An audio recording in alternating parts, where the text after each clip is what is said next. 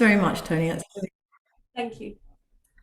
Thanks, Tony. Okay, so I'm just going to see if I can share my screen. Just make sure everyone can see that comfortably. Are you sitting comfortably? Well, are you sitting comfortably now? So that's an interesting question. Good. So I don't know, we've all got different chairs. I'm sitting on a piano stool actually. I play the piano. I'm sitting on a piano stool, and often we blame the seat, we blame our chair for being uncomfortable. So I'm just going to talk about how we sit, how we use our bodies makes a huge difference to our well-being.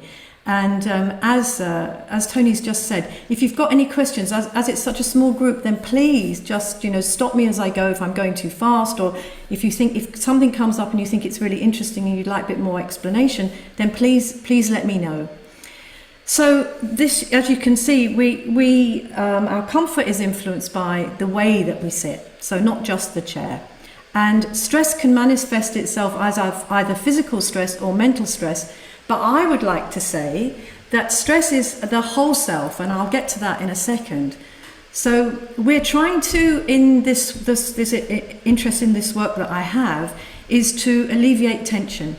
And if we can alleviate tension in the body, we improve flexibility. And that's really important, because if we're doing any kind of exercise, or if we trip, or we're in a situation where we need to be a bit more flexible, if the body and the muscles are really working well, then we're less likely to injure ourselves. And so this is really important.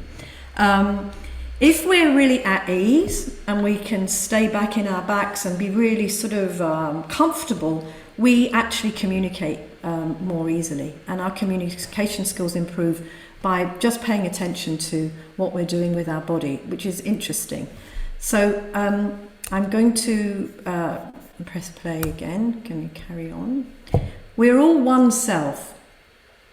So I just mentioned that just now. So that the mind and the body and the emotions form just this one whole self. And unfortunately, in our culture, we tend to go to a psychologist, or we go to a physiotherapist if we have something wrong with our bodies, and we go to a psychotherapist if we feel we're under mental strain. So this is one work that I've found. This Alexander technique has been a really wonderful way of bringing everything together more holistically. And I work for Lush, a company, Lush, and I work with Mark Constantine, and he came up with this really lovely quote, and I think it really sort of describes this work very well. Anyway, so that gives you a wee bit of where we're coming from. We're trying to deal with the whole self. So first of all, we're going to look at what we do. So if everybody will just clasp their hands like I've done, and just notice which thumb that you have on top. And then unclasp that clasp and just change the clasp of your hand so you have the other thumb on top, and just feel what does that feel like. And for me, I'm right hand dominant. It feels like sort of slightly peculiar. It's not sort of your usual way of doing things. Can you feel the difference there? Now you try the same thing with your arms. So you're going to cross your arms in your usual way, and then uncross them and do them in the other way. And what does that feel like? First of all, you have to think about it quite often. Some people really, really struggle with it. So we just, if you're right up, my left hand's on top initially, so then that means my right hand's going to come up top and my left hand is going to come up onto the top of the arm there. So this is really interesting, that we find it a little bit difficult to do things we're not used to doing.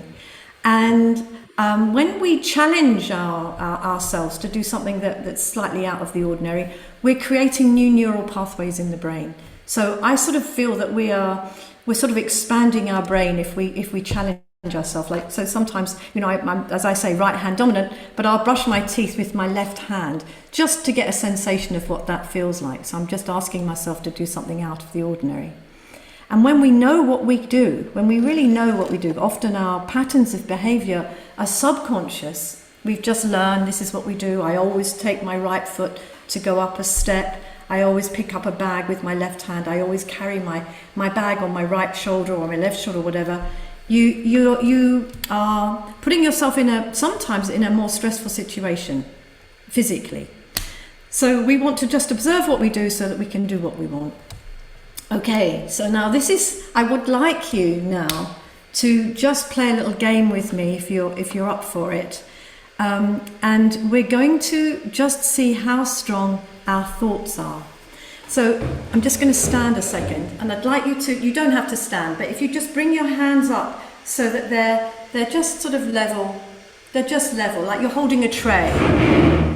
And you can tell that this little presentation would work really well if we were in a group in a room, but we're doing it online, and I'm hoping that you're going to try to join in. So if you feel comfortable, then please close your eyes, and I just want you to imagine that in your right hand I'm placing a really heavy book, and it's a dictionary. It's a sort of hardback dictionary. And in your left hand, I'm placing a small bunch of very fluffy, soft feathers. Now I'm going to put another book on your right hand, on top of the book that you already have. So now you're carrying two quite heavy, hardback dictionaries. And I'm taking half of the feathers away from your left hand.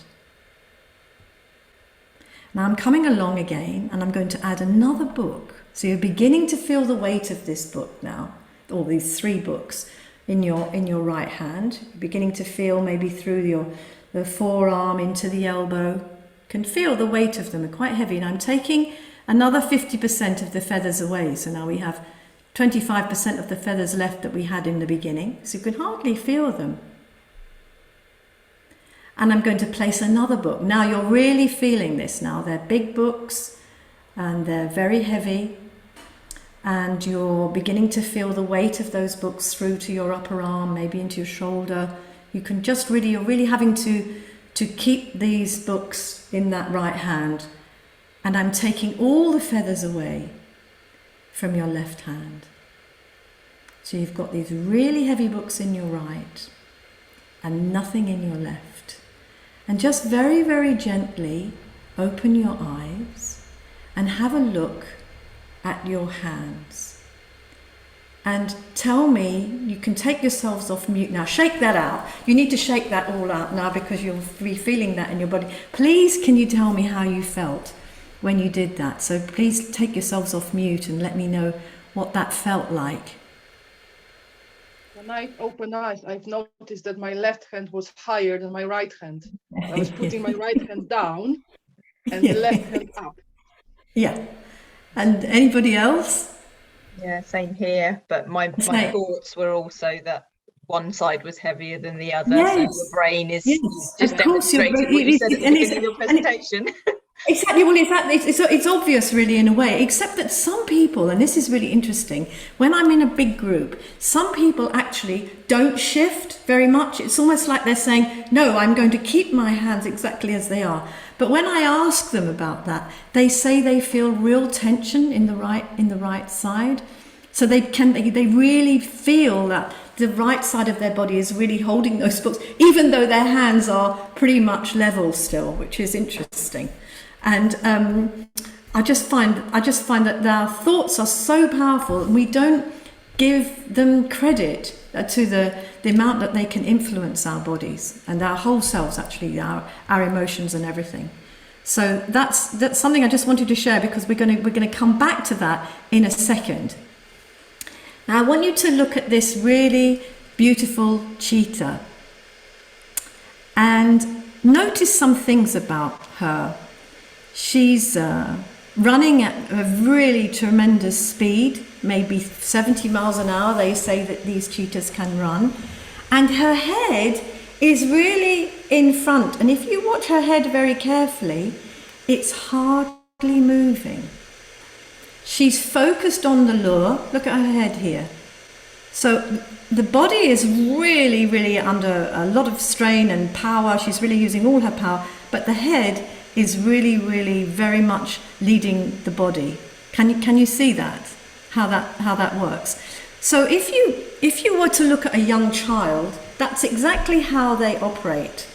They see something, the eyes turn, the head turns, the arms reach, and then they go. So there's a real natural flow to the way that the body moves by the head leading the movement. So this is one of the things that Alexander found out about, and this is pretty much what I deal with all the time. The head, I don't know if you've got something really heavy. If we were together, I would pass this stone around, and this stone weighs 5 kilos. Now, I don't know if you can imagine the weight of 5 kilos. It is really heavy. That's if you can imagine a kilo of flour or sugar, bag of sugar, and multiply that by 5, you've got the weight of your head. Now, it's really quite extraordinary that we're holding that at the top of our spine.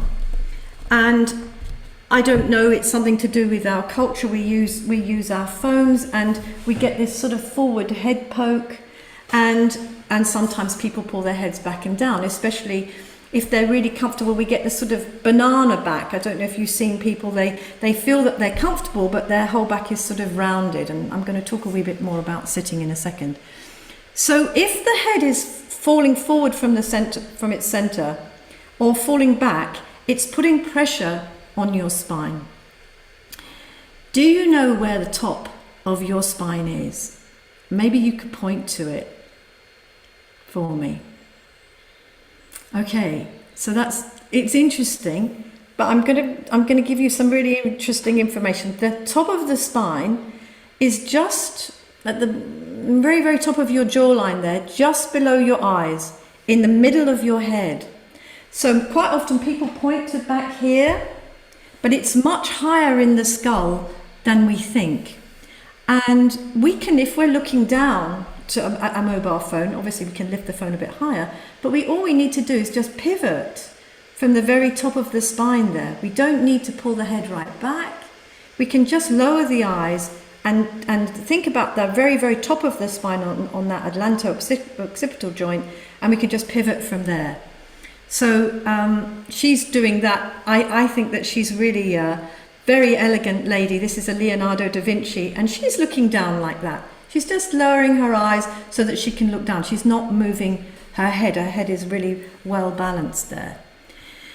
Okay, so let's do a little experiment. If you take your hands, I'll just show you, and you're going to put one hand on your occiput, this heavy ridge at the back of your head, and so your baby finger there, and your little finger at the base of your spine, and then you're just going to cradle your neck really gently at the back there. Now gently let the head fall back and listen to your fingers. And then let the fingers open and the head come forward, and you can feel that the fingers are moving. Have you got that? You've got the sense of that the fingers come together as you let the head back. As you let the head forward, then the fingers open. So just keep the fingers open and keep the head fairly well balanced. Just get up out of your chair and see what happens. Listen to your fingers and see what happens. And then you're going to have to take yourselves off mute again and let me know how that felt, because I'd like to hear what did you sense in your fingers when you got up. If you didn't get it the first time, have another go. Notice what happens to your fingers as you get out of the chair. I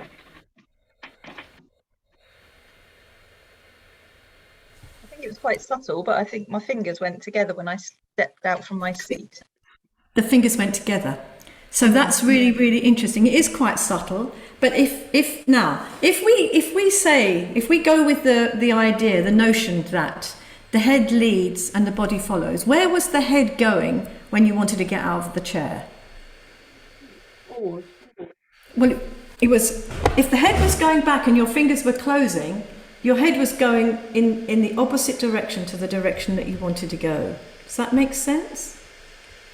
So if your fingers were closing a little bit, your head was pulling back. And if your head is pulling back, that's the direction that you want to go, behind you. But actually, you want to get out of the chair in the opposite direction. Anyway, we're going to come back to that in a second, and I'm going to show you how we can get out of a chair in a slightly different way.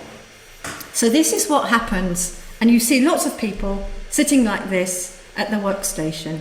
By the way, I don't know if it was on the blurb that Toni sent out, but I am actually a DSE assessor as well, so I do a few DSE assessments every now and again. Anyway, this is what people tend to, well, not everyone, people can really use their chairs and they sit beautifully, but quite a lot of people, and especially because we're working at home now, we use chairs that are not really office chairs, and we don't use them correctly, and we get to sit a little bit like this. So there are a number of things going on there. The head is pulling back in this little image. The shoulders are falling forward, so that's the upper chest rounding forward. The upper back is rounding. There's a squishing down of the chest onto the abdomen, the heart and the lungs. The feet aren't well grounded. Over time, that's going to be a problem for this poor chap. So if we can aim the head away from the top of the spine will lengthen and we'll get something more like that. Got a question, Ruth. Yes, you can, yes. Yes. Just because I was looking at that photo, the last photo that you had on there, and obviously the guy's feet weren't grounded, and obviously they were tilted back, and it just happened to make me think, because I'm wearing heels to work today, that obviously my feet, regardless of, you know, even if I'm sat, you know, with my feet flat on the ground, they're obviously not flat because obviously I've got the heels a little bit high, yeah. So would that make a difference in relation to what you're talking about here, that they're not grounded? Well, personally, I would wear flatter shoes. I mean, I used to wear heels, you know, when I was young, and I've got really used to not wearing heels at all. I'll put them on if I want to go to a party. Yeah. I mean, I don't wear them every day, don't get me wrong. No, but that's it. You know, now and again, but it was just something I thought. Yes, and you can actually use your heels, and you can just really think of your heels being really well down in the back of your shoe. So you're not really, I don't know how high they are. Are they really high, your shoes? Not massively high, not at all, no. So you're just imagining, when you're in your shoe, you just think about the release of the back of your leg into the back of your shoe. And that changes the way that you'll use your shoe. You won't be like tippy-toe on the front of your shoe. You'll be sending some thoughts to the back of your heel, and then that will ground you a little bit more. But that's a good question, Toni. It's a really good question. So this chap, you see what he's done, because his feet couldn't reach the floor in the previous image. He's now put a little block under his feet. Now, what would be a really ideal situation is from the hip bone to the knee, there's a gentle falling away. So the knee should never be higher than the hips.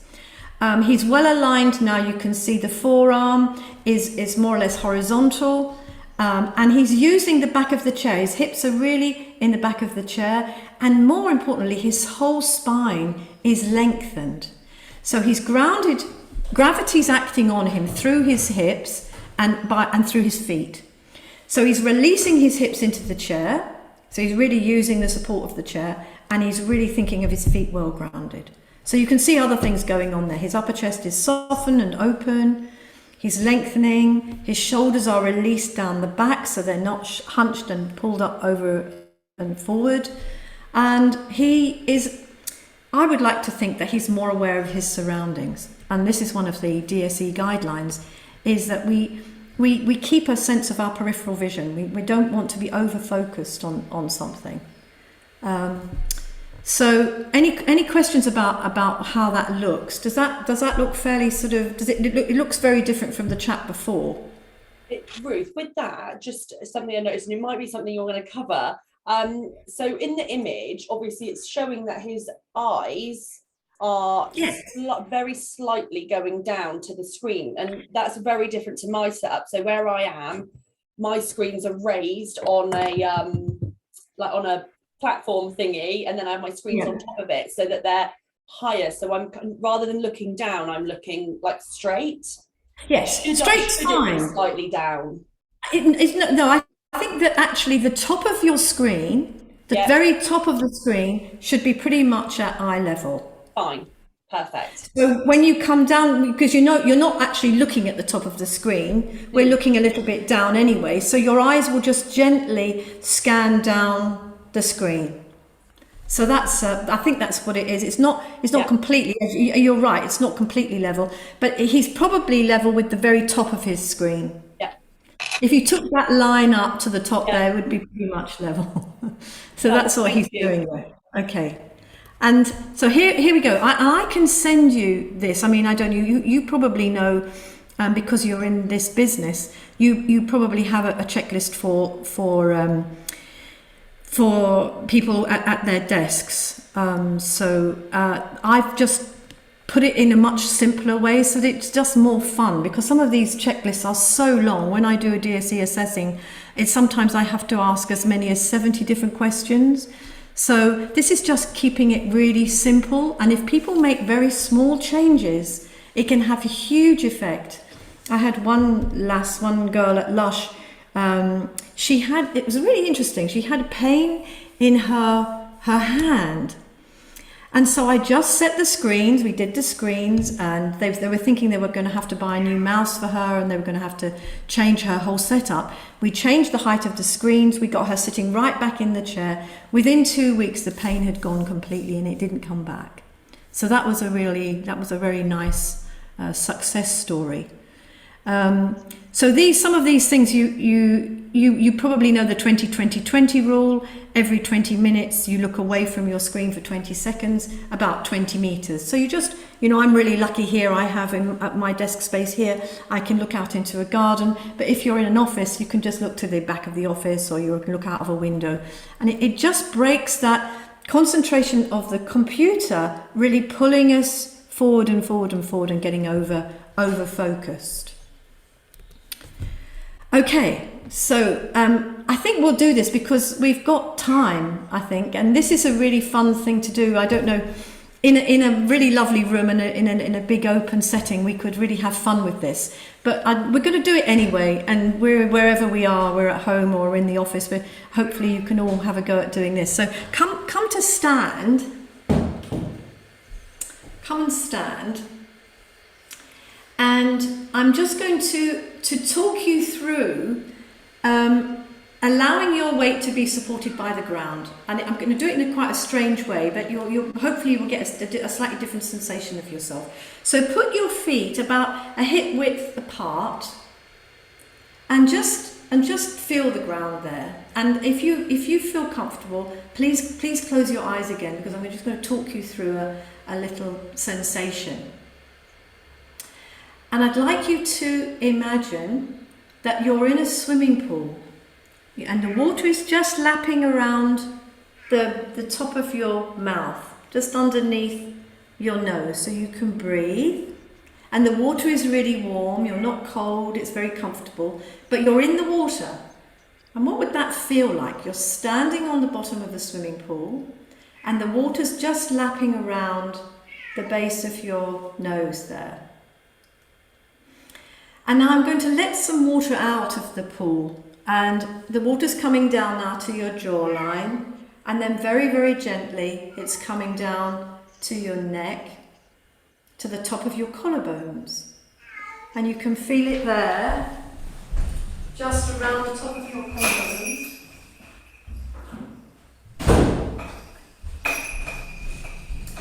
And now I'm going to let the water out a little bit more. And it's coming round now to your upper arm. Your hands are by your side. And there's you can feel the weight of the water on the lower part of your body. The water's now being released to your elbows and down to your wrists, which means now that the water is now at your hips, just below your pelvis. So pretty much your whole upper body is out of the water, and you can feel the water around your legs. Water gently releasing down now to your knees, and gently coming down now to your ankles, and is lapping around your ankles, so your feet are well covered with the water, but your whole body is out. You're not cold. It's a really lovely sensation here with the water around your ankles. And then I'm letting all of the water out of the swimming pool. And then you can very gently get a sense, you can open your eyes now and get a sense of how you feel And if you have a mind and you'd like to let me know, you take yourselves off mute and you could just let me know if that feels, if you feel slightly different. And that standing sensation.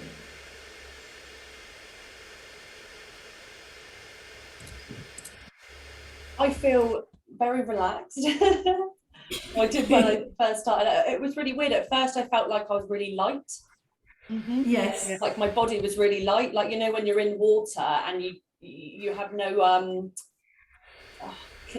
understanding of like weight, you feel extremely light. It felt like that, and as it was going down, it felt like I was getting heavier and heavier. But then when you take all the water away, you said you felt, you just really relaxed and really really grounded. Yeah, you sort of you really feel as if the bottom of the swimming pool is really supporting you. You've got the sense of your feet really on the bottom of the pool there. You can do it the other way around actually. You can fill yourself up with the water, but I quite like doing it that way around because I get a real sense of being grounded on my feet. So just come back up and stand up again and just take a walk, just around your room, around your space. Just walk as you would do normally and then come back to your screen. Just get a sense of how you're walking, which foot leads. You just notice yourself a little bit. What do you do when you walk? Do your eyes lead the movement? You know, if you're turning in a circle, does your head turn first? Just notice yourself a wee bit there. And then come back to the screen, and I'd like you to do another little bit of imagining. We're going to put on a cape. So keep standing, Toni. Keep standing if you can, because we're gonna walk around a few times. Imagine a cape now. It's falling behind you, and it's quite a heavy one. It could be a really beautiful velvet cape in your favorite color, and you're going to walk around again, imagining that you're carrying this cape on your shoulders. The shoulders are really sort of soft, and you can feel the cape behind you as you're walking, and allow that cape to just very gently drag on the floor behind you, and just do a couple of turns around the room, and then come back, because we're going to add a couple more things. Lovely. Now across the front of your chest, the top of your chest, we're going to, from each shoulder to each shoulder around here, we're going to add some medallions, a beautiful diamond encrusted gold, whatever sort of metal that you like, and it could be emeralds and rubies, but they're beautiful, and they're across the front of your chest like a huge smile here. And you're going to walk around now with your cape and your medallions. So just try both things now. You've got the cape gently falling behind you, and then you have this lovely chest poise because you want everybody to see your medallions. They're really beautiful, very nice. And then come back, and then we're going to add one more thing. So you've got 3 things to think about. We're going to add a very, very beautiful magical crown. So just feel the top of your head, really in the middle of the top of your head, and at that point, that's where the crown is going. And it's magical, it's very light, but you're sending your head, you're very, very gently thinking of your head leading up into that crown.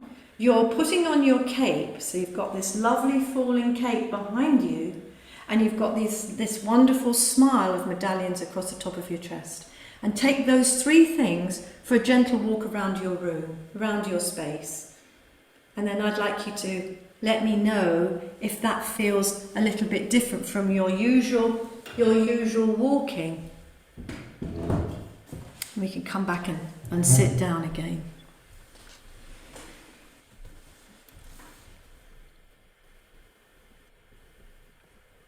It is different. What did it feel like, Adonna? I think it was like when I was wearing all those 3 things on, I was totally straight with my head up, but when normally you're a bit like slouchy. Yes. So it's a very, very simple and easy thing to do. You just put your cape and crown on. And there's a couple of other things that you can be thinking about as well. We tend to sort of look forward or down when we're walking, but if you have a sense of your peripheral vision, and I'll show you how to do that, we can do that sitting down. If you take your fingers in front of you and then just take them as far carry on looking forward and take your fingers out to a place that is, you can sort of still see them, but they're really in the corner of your eye. So mine have come really quite wide. So just hold your fingers there, that you can sort of see your room. I can see my door, I can see my garden on this side. I've got things that I'm looking at. Now take the hands down and carry on being in yourself, and just, if you could imagine walking with that sensation, it's really very interesting, because you're keeping yourself aware of your surroundings. And I think that that's quite important, because the eyes face forward, and as we walk, often we look down. And if we look down, we're going to go down eventually. So it's a nice experiment. So when you go out walking today, put your cape and crown on, and I'm going to send you some information afterwards, and this little exercise is in that information, so you can revise that if you'd like to, and take your peripheral vision with you as you go about your walk. And it makes a huge difference. And sometimes when I do workshops, I really wish that I would have a video of before and after, because people look so different. They just look like they're really their full height, and they are not shuffling about perhaps as they would do normally. Okay, so we're going to come back to being in the present moment, which triggers what we call the parasympathetic nervous system, as you may know, away from fight or flight. So you've probably heard of that. And we're often in a state of fight or flight for no reason. So being with your breath really brings you back into this steady state response. And you can feel, why don't you put your hands around the base of your rib cage, just around the base of your rib cage at the back there. And just let out a really long exhalation, and hang around at the end of that exhalation just for a second or two. And when you're ready to inhale, notice what happens to your rib cage. So you're just holding the breath out a little bit longer than perhaps you would do normally, and then just let the breath come out really, really slowly. As you inhale, imagine you're breathing in a beautiful fragrance of your favorite flower, jasmine or a rose, lavender, and really filling your lungs up. And you can feel, hopefully, that your lower rib cage moves out and up. So there's this wonderful sort of movement, and it's like an internal massage all the time. So if we can be aware of the breath, it's very, very helpful. And I often say, if you feel stressed, I know HR is a very stressful job, I'm sure, and so sometimes you might be in a real funk, and you can just take 3 lovely full breaths, and that just calms the nervous system down. So let's just see where you're sitting now. Get a sense of where you are sitting. And we've covered a lot of different aspects of this work, and hopefully you can feel your hips being really fully supported by the chair. Hopefully your feet are well grounded.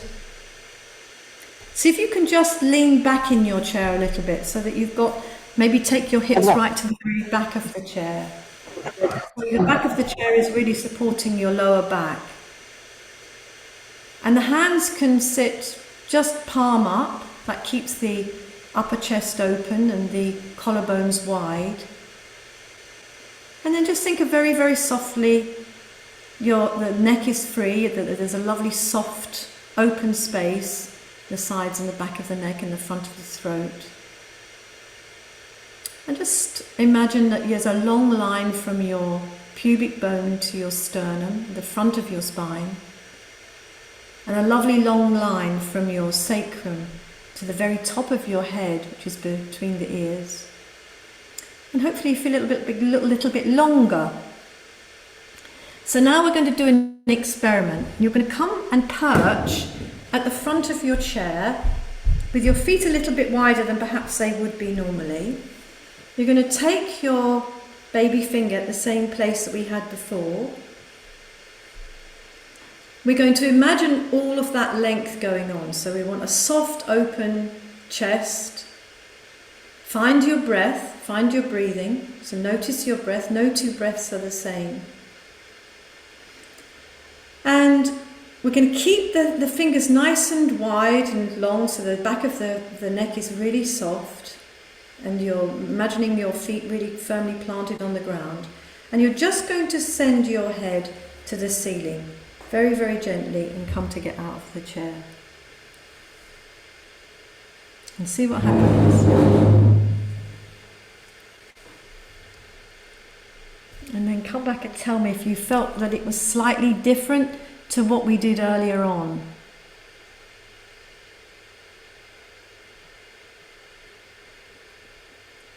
And for me, I mean, there was basically no movement that time. That's interesting, huh? So you kept your length, you kept your neck soft, the head wasn't pulling back, you weren't going backwards, you were going the way you needed to go. Yeah. Anybody else get a sense of that? Fiona, did you feel that that was a little bit different? Yeah, it was a little bit different that time, yeah. Yeah, it's just softer and just easier. And if we get in and out of chairs all the time, you know, during the day we get up to go and get coffee, or we go to the loo, or we're in and out of chairs. We do sit for long periods.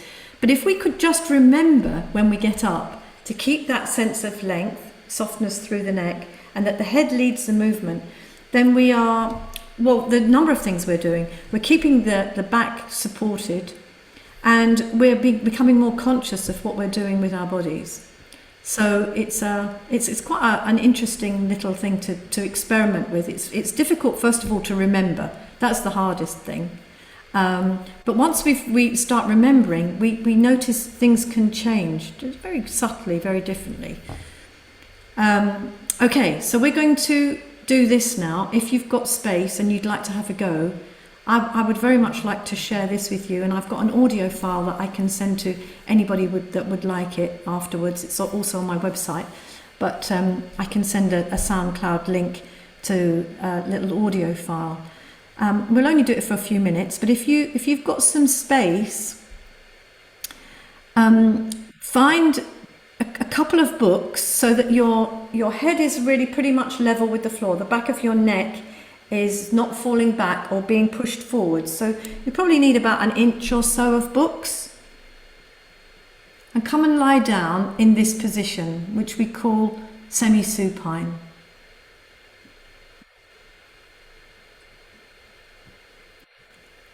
And hopefully everyone can still hear me.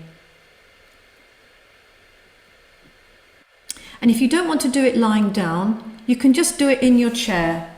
You can do the same thing in your chair. Sit right back in your chair, and you can keep the eyes closed, so you can really use the power of your imagination and allow the chair to support you with your feet well down. So if you're lying down now, really ask the floor to support your whole weight. So notice where you're heavy. Are you heavy through your hips? Is there more weight in your upper back? Notice where your feet are. And bring your hands to your lower abdomen. And notice each breath. So the lower abdomen's moving with the breath. And just follow that gently. Inhaling and exhaling. Now flow your attention to your feet. And in your mind's eye, draw an outline around your feet. So you're making a really beautiful shape there, from your big toe, round your toes, to your heel, back up through your instep, and around to the big toe again. And ask the feet to really meet with the floor and expand. So this is all in your thinking. You don't actually have to do anything. You're just imagining that the feet are growing in all directions. You're really feeling the soles of your feet in contact with the floor and expanding. The knees are very, very gently aiming away from your ankles and aiming away from your pelvis up to the ceiling. So you're thinking of a long line from your ankles to your knees, and equally a long line, the upper thigh, from your hips to your knees. But the hips themselves are falling back because you're feeling the weight through your sacrum. You're feeling a lovely big smile across the back of your sacrum.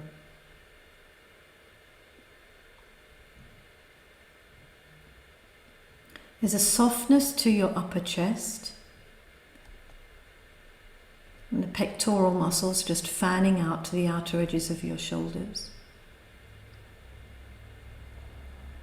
And you're bringing your awareness now to your palms of your hands. And we can feel the breath moving through us into that lower abdomen. And then very, very gently you're softening the palms of your hands and you're imagining the fingers are lengthening away. So you're imagining a long, soft fingers. You're not making any muscular effort, you're not changing anything, you're just lengthening your fingers away from the palms of the hands. You're thinking of soft wrists and a lengthening away of the hands from the elbows. And bringing your awareness to the elbows and just asking for some space there. And then the elbows aiming away from your shoulders. The shoulders really releasing backwards into the floor. So we talked about earlier the medallions across the front of the chest. You're just really thinking of the collarbones expanding to the outer edges of your shoulders and a weightiness through the top of your arm structure into the floor. The space behind your heart is soft, so you're feeling a space between your shoulder blades. And then at the front of your throat, the sides and the back of the neck, is a soft breeze. So you're imagining the neck being really open and quiet. And the head is very, very gently aiming away from between the ears to allow the whole of your back to lengthen and widen. And I keep repeating myself, but just thinking about this rather than actually making any muscular effort, just thinking how long and wide your back is. You're refocusing the breath. Noticing the breath move in through the nostrils and out. And maybe we're going to do a really lovely sigh now. So on the next exhalation, you're going to allow the lower jaw to drop gently forward and open. And we're just going to make a whispered R sound.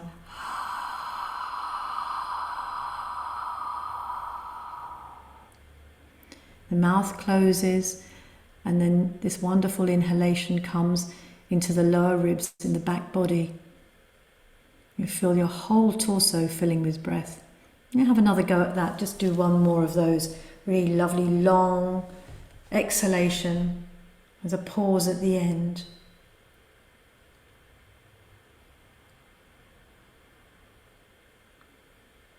And then allowing the breath to come in through the nose quietly, and then just return to a normal breath.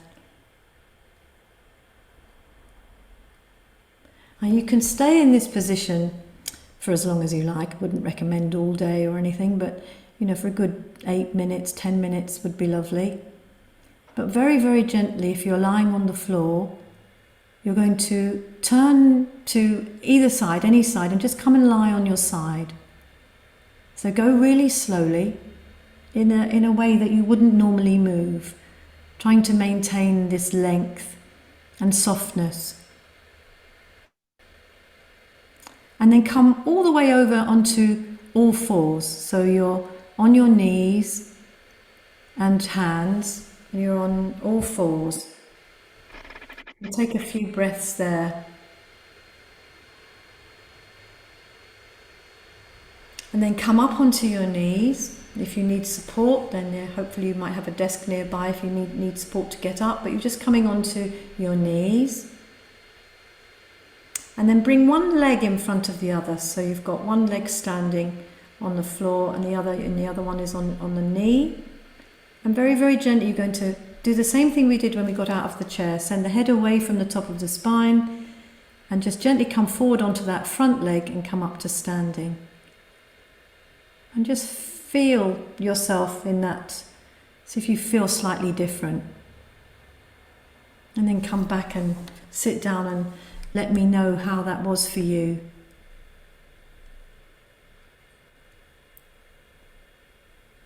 Hopefully that gave you what we call a constructive rest. So I use this at the end of my working day. I do a little 10-minute lie down and it can energize me for the evening. So if I'm if I'm tired, it can energize me. If I'm really in a nervous situation, I can do this and it really calms me down. So it can work in a number of different ways. How did it feel? Lovely. It felt really nice for me, actually. Having it's obviously I do a lot of yoga, so a lot of what you were saying related to yoga and the similar things. And usually at the end of a yoga, you do very much that, where you're lying down and you relax for that last sort of 5 minutes in silence and just breathe. And I always love that part of yoga. I always think it's lovely because it just kind of, I don't know, it rounds off the session. So but actually I've never done it with something under my neck, and actually that made quite a difference, actually, having that support there and not just being right back onto the floor, if that makes sense. Yes, it's quite useful. And then with the knees up as well, you're really protecting the lower back. You're making sure that the back stays nice and open. But I think the difference between this constructive rest in Alexander compared to a yoga, a shavasana, is that you're really you're consciously really trying to let things go and allow your weight to be supported by the ground. And in yoga, that happens naturally. But actually, with Alexander, we are really consciously trying to do that. Anybody else felt slightly different after that? I've got issues with this. I can't do those yoga stuff. It's not getting to me. I don't know why. Maybe I can't concentrate on thinking about this. There's too much happening in my head, so I can't switch off. But today I was doing it sitting on my chair because I didn't have enough space to lie down. But I think I felt like relaxed. Yes. In a way, somehow. So good. That's really good. When normally I'm not really, I'm not feeling it. No, I'm pleased. That's really good. So you might like to try. I'll send you the little audio file, and you could have a go at doing it yourself. And it's a wonderful practice. If you get to do it, it's really great. It really changes things in very subtle and in a really good way. Actually, very slowly over time, the back lengthens, and you get a much wider and open response from the whole of your spine. Okay, so this is my little wrap up, and what would be good is if you could let me know what you managed to gain from the session. But one of the things we say in Alexander is that we want to not have an end gaining mindset, which means that we have a goal. We're all working. We all need to meet targets and we all need to do things. However, if we look at how we do things, we can often reach that result by not getting in our own way. So we're focusing on how we do things and not necessarily the end result all the time. So really thinking more about what we do, how we sit, how we move, how we eat even. There's a really lovely thing you can do, mindful eating, which is really fun. How much effort do you really need to drive your car? How much effort do you really need to pick up a cup of coffee? So that's another thing to experiment with. Do I really need to have so much tension in my hand to pick up my handbag, for example? And then when you notice that your head is pulling back, or that your shoulders have crept up round your ears, instead of just pulling them down the other way, you just come to this idea of a free neck, allowing the head to lead away from the top of the spine, and then just allowing the whole of the back to lengthen and widen. And usually if you've gone through that process, the shoulders will have released. And of course, at the end of the day, if we practice some of these ideas, we're not going to get into trouble in the first place, which is obviously a really good thing. And then I've got, if anybody's got any questions now, I'm really happy to answer questions on this. And then this is the alexandertechnique.co, that's the STAT website, the Society of Teachers of Alexander Technique. And the other things there is my website, and you can contact me on that email address. So has anybody Ruth's info out, guys, as I usually do as well, to everyone, so that you've got her contact info and the bits from today and the link for the SoundCloud, and I'll get all of that out to everybody.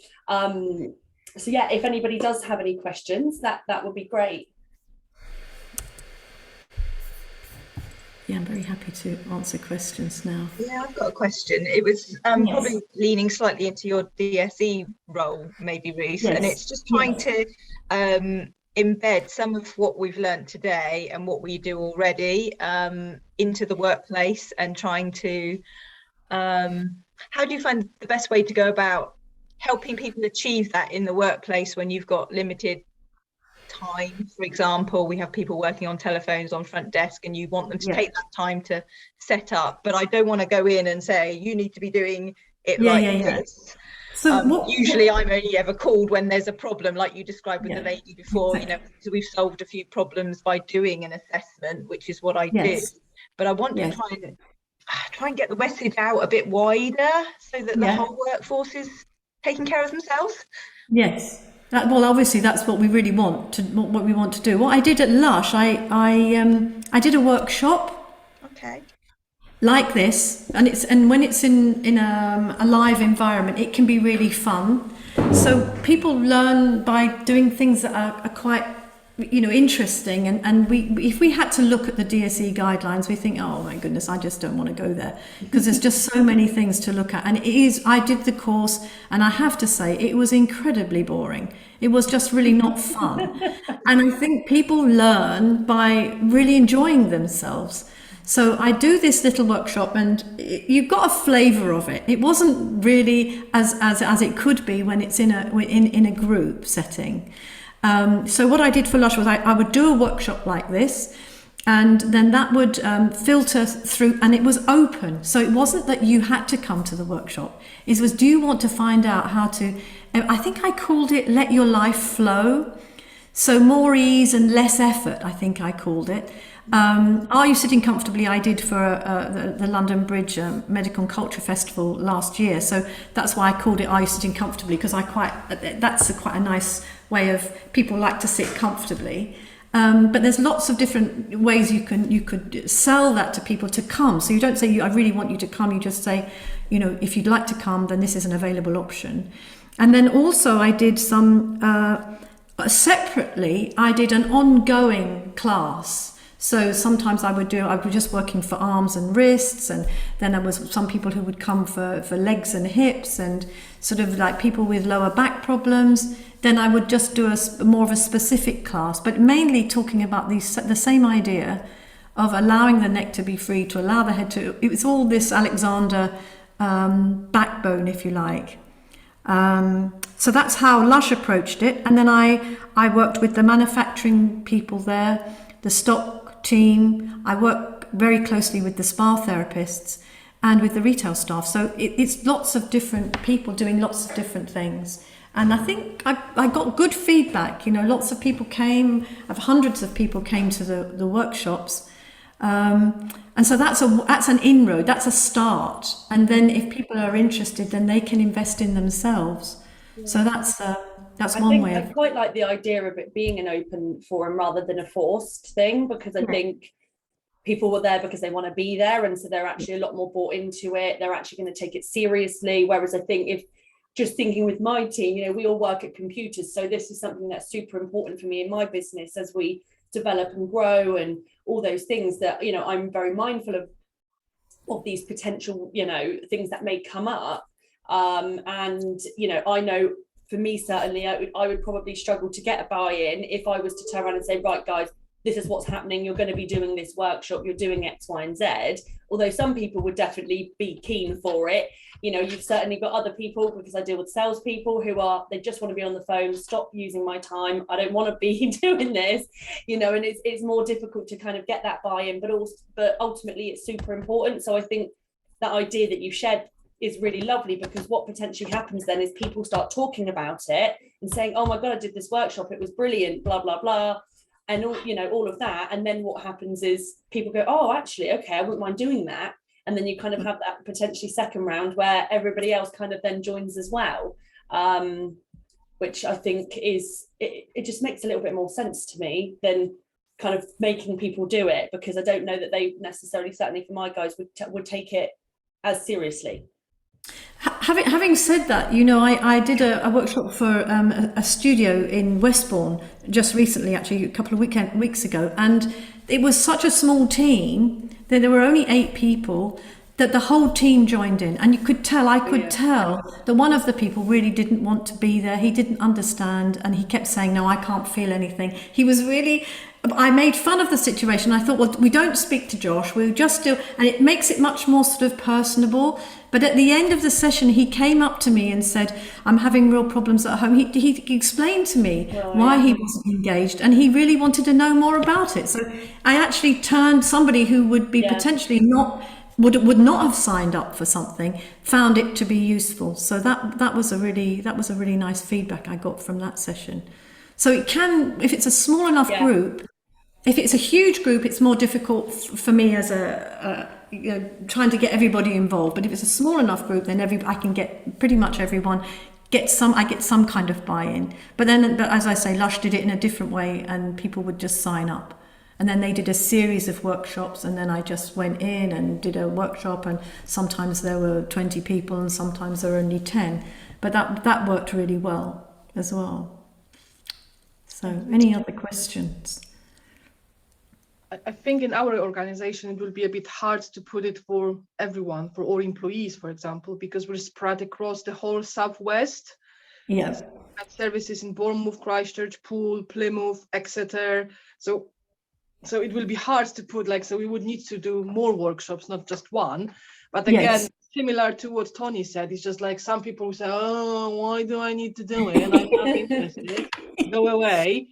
Yeah. So sometimes we've got like first aid training, and people like, why do I need to do a first aid training when now we will be talking, make sure you sit properly, and they're what? So, but when you tell them that it's going to make them look more attractive and that they're not going to get back pain when they're older, it's sort of, there's some people get interested in that. That's what I was thinking. It's more about, I guess, partly how you position it, isn't it, to people in terms of trying to get that buy-in. And you'll always have some people who are apprehensive, but I guess if you can sell it on, it's going to give you X, Y, and Z, or you can achieve this, or it will, you know, help you because, you know, with this, and sell it from that angle, you know, potentially you'll get that slightly better buy-in, because people can see actually that's something that they want. They're going to be more willing to do it. I think that it might be just do the first one, and then the other people will also tell, oh, this was great, just come and go, because sometimes people are just afraid to try something new.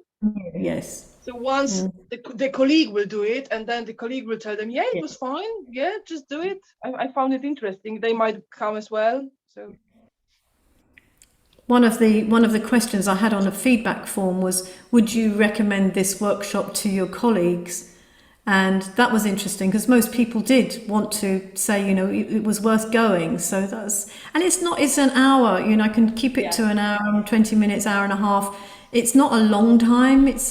And it covers a lot of different things. And it's quite, I think the way that you've delivered it as well, it's made it very simple and easy to kind of understand, and very easy techniques. And I think anything I've seen on this topic in the past, if I'm honest with you, I found it, like you said, with the is it DSS? With DSE. DSE. It's it's quite overwhelming when you look at it from that perspective. It's like, oh my God, and it's easy to just switch off from it because you think, God, I haven't got time to implement this in my business. I can't be, when everyone's so busy and trying to, run or put these things out into your business. But actually, I think the way in which you've delivered it and just some very easy, simple techniques that you can share with people, they're things that everybody can do. And actually, I've never been explained it in that kind of way before. It's always seemed very, I don't know, just very rigid and very like,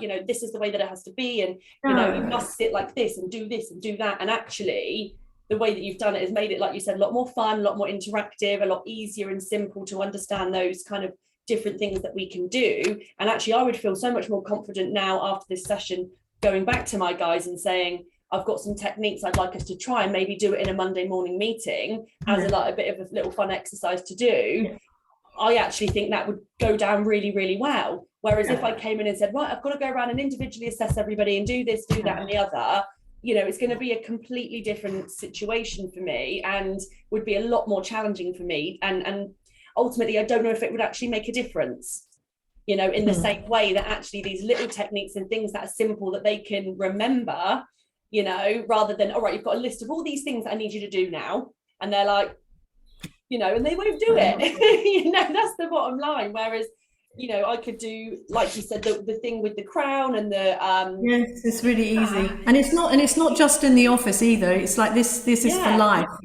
It's a life. And I'm going to tell my guys that in the Monday morning meeting and just use that analogy because I think that's really powerful. But it's so simple, but it makes such a difference, and you don't realise. And I do it as well. Where you're like, over and you're invested or involved in what you're doing, but actually it's really important. And then when you get up, actually, being a little bit more, I don't know to describe it, but you know what I mean.